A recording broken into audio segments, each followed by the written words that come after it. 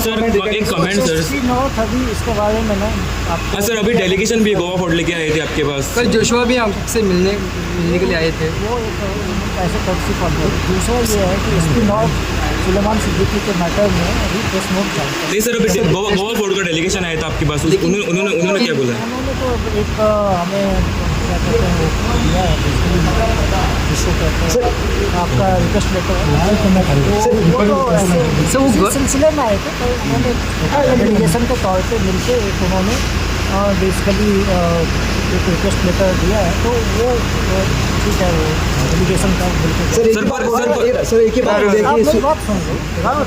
मैं आपको ये कह रहा हूँ कि एसपी नॉर्थ इसके बारे में एक प्रेस नोट बहुत जल्दी आप लोगों को देगा। सारी डिटेल आपको सर सिद्दीकी ने बोला था एसबीआई को करना पॉइंट पे आपने किया तो वो सही बात है सर। और इवन उसने आगे किया है कि इलेक्ट्रिक शॉक उसको दिया गया है करके। इसके बाद कुछ आप कहना चाहेंगे?